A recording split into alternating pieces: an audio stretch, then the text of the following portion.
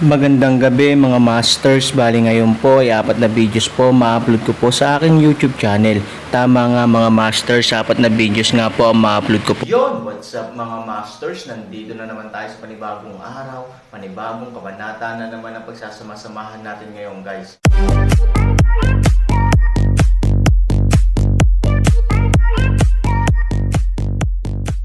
Bali mga masters, kung bago ka pa lang po sa aking YouTube channel, please click the subscribe button, lalong-lalo na po yung notification bell guys, para maging connected pa rin tayo sa isa't isa at maging updated kayo sa mga susunod ko pang video. Bali mga masters, bago natin umpisahan ng kwento ay mag-shoutout po muna tayo para sa mga solid nating tagapakinig. Shoutout kay Teo Rabadis at shoutout kay Bunso Picayo. Yun na nga mga masters, no? Bali hindi na ito patagalin. In 3, 2, 1, let's go! Mga master, magbabalik tayo sa pag-upload ng 4 na videos everyday simula ngayon araw. Salamat sa solid na pagsuporta mga master. Ethereal Clan. Nabatid na ang labanan sa pagitan ni Chimeng at Fuleng ay tapos na, at ang matatalo ay dapat na si Fuleng. Dahil ang Jade Sword sa kamay ni Aaron ay nawalan lang ng kaunting kinang, na nagpapakita na si Chimeng ay nakakonsumo ng kaunting lakas at hindi nagdusa ng labis na pinsala, na naging dahilan din ng Aaron na magkaroon ng higit na kumpiyansa sa mundo ng lahat ng direksyon.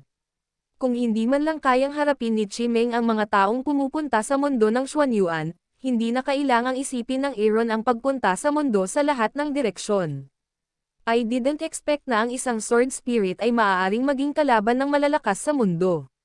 Strictly speaking, natalo siya sa kalaban na hindi tao. Sabi ni Han sabay buntong hininga. Huwag maliitin ang espiritu ng espada. Ang espiritu ng espada ay maaaring hatiin sa malakas at mahina. Si Chimeng ay isang artifact na ginawa ng isang malakas na tao noong unang panahon. Maaari ba siyang maging ordinaryo?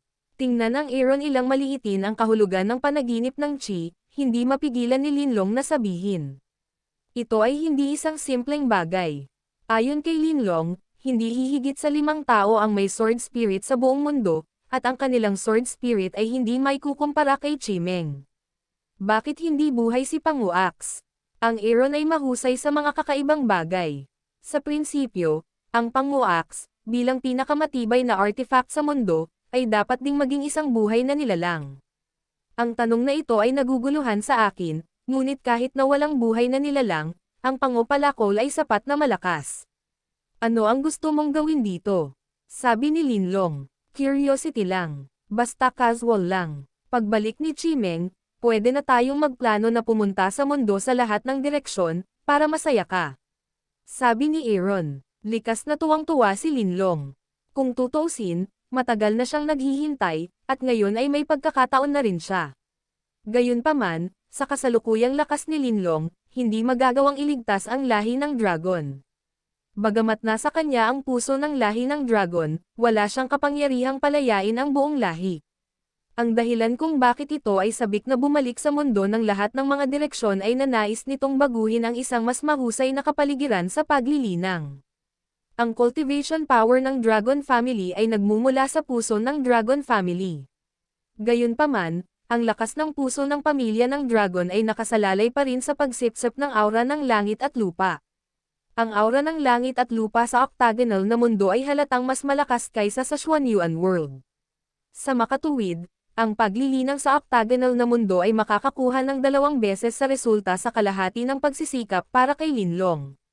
Alam na si Chimeng ay kumonsumo ng maraming espiritual na kapangyarihan, hindi inaasahan ni Han Sanchen na babalik siya sa ethereal sect sa unang pagkakataon.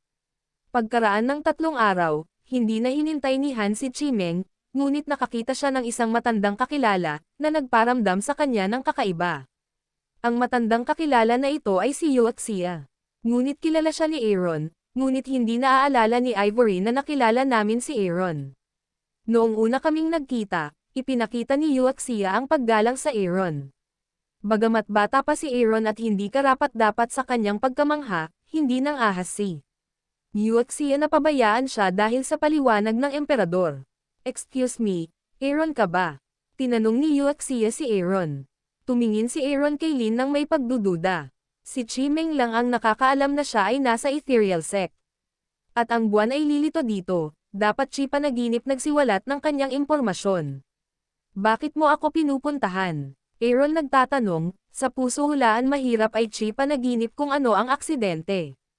Gayunpaman, ayon sa obserbasyon ni Yuj Ian, ang espiritual na pagkonsumo ng kuryente ni Chi Meng ay labis sa karamihan. Wala talagang malaking problema. Hiniling sa akin ng emperador na imbitahan ka sa bulwagan ng Dragon Emperor. Sabi ng buwan, bahagyang kumunot ang kilay ni Aaron. Inaanyayahan ba siya ng emperador? Kilala ni Aaron si Emperador Zun. Minsan niyang pinatay si Emperador Zun, ngunit hindi siya maalala ni Emperador Zun. Bakit niya siya inimbitahan? Anong problema? Tanong ni Aaron. Hindi ako sigurado. Sinabi lang sa akin ni Emperor Zun na dapat kong hilingin sa iyo na pumunta sa Huanglong Hall. Sabi ng buwan. Pagtingin sa mga mata sa ilalim ng buwan, hindi ito nagsisinungaling. Lalong kakaiba ang nararamdaman ni Aaron sa kanyang puso. Sa oras na ito, si Linlong sa balikat ni Aaron ay biglang sinabi ng mahina, natatakot ako na may kinalaman ito kay Chi Meng. Chi Meng. Hindi malaman ng Aaron kung bakit. Ngunit may dahilan kung bakit matagal na sabihin ni Lin. It's a long journey. Dapat magpahinga ka muna. Dahil doon, tumalikod at umalis si Aaron. Iwanan ang isang tao na nakatayo sa parehong lugar, ang ilan ay hindi alam kung ano ang mali, dahil ang Aaron ay hindi nagpakita ng kanyang saloobin, pumunta o hindi rin sigurado.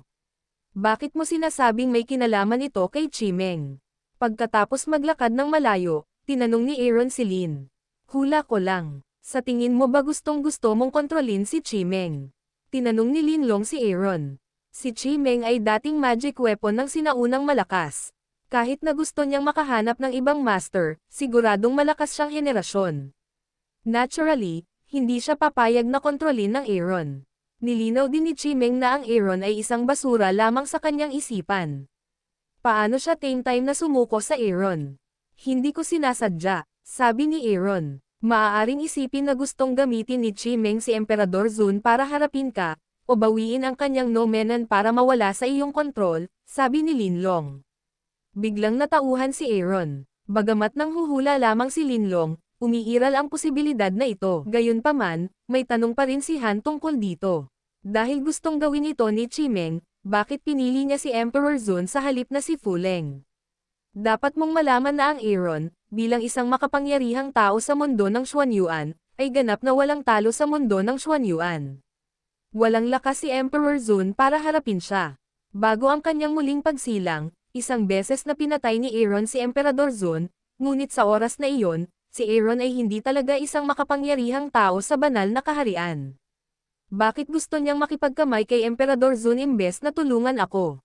Kung tutuusin, gusto akong patayin ni Fu Leng, pero gusto niyang bawiin ang sarili niyang katawan. May kanya-kanya silang pangangailangan. Hindi ba mas mabuti? Sabi ni Aaron. Tinatawanan ni Linlong ang kamangmangan ni Aaron at sinabing, wala ka talagang magandang utak. Alam mo ba kung ano ang ibig sabihin ng sword spirit sa mundo ng lahat ng direksyon?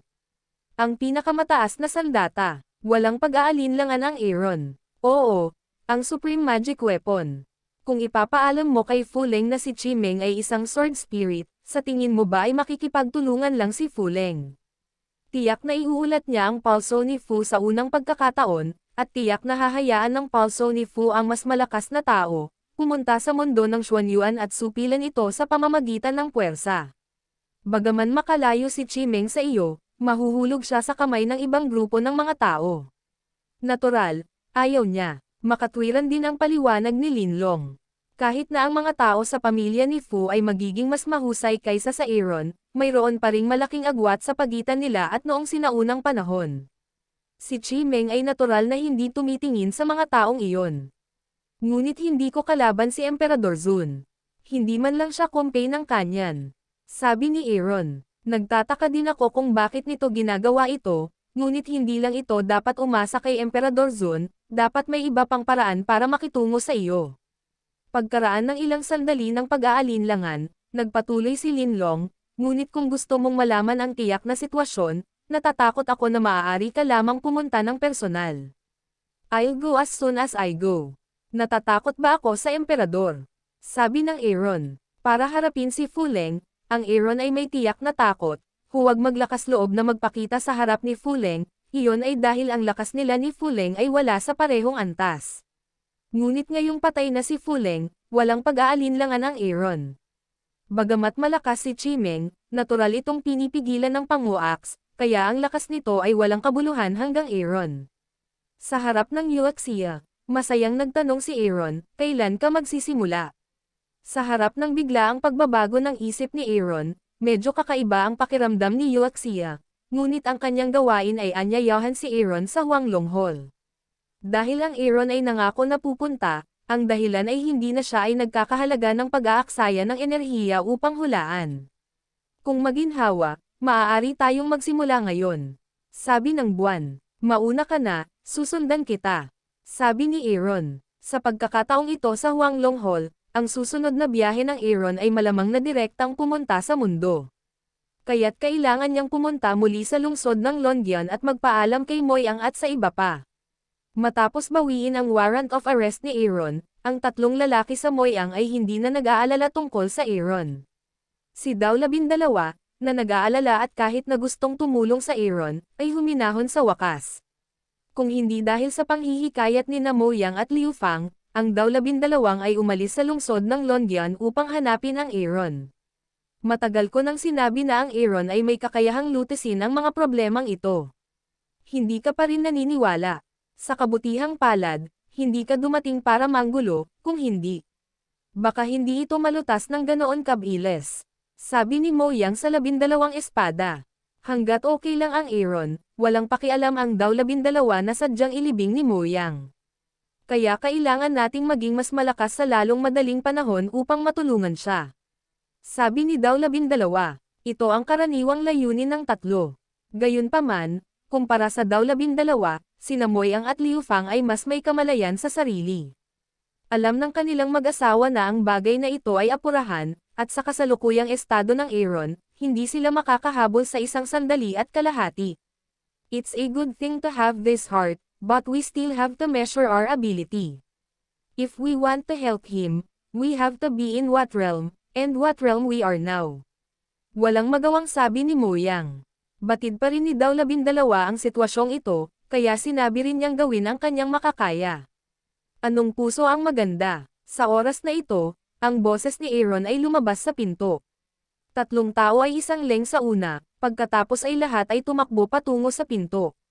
Ang Dao 12 ang pinakamabilis, at ang una ay tumakbo sa pinto. Nang makita niya ang Aaron, biglang naging maliwanag ang ngiti sa kanyang mukha. Aaron, kamusta ka? Okay ka lang? Pagkalabas ni Moyang, direktang tinanong niya si Aaron. Look at me. Parang may mali. Swerte ko at hindi ako pwedeng mamatay. Nakangiting sabi ni Aaron. Paulit-ulit na tumango si Moyang. Sa simula pa lang, hindi niya akalain na maaari itong magdulot ng labis na banta sa Aaron, at napatunayan din ng katotohanan na tama ang kanyang hula. I didn't expected that Dao 12 would have asked you to help you. Kung hindi ko siya pinigilan, pupunta ako para guluhin ka. Sabi ni Moyang. Yun na nga mga masters, no? Bali panibagong kabanata na naman yung natapos natin ngayong gabi. Muli, maraming salamat po.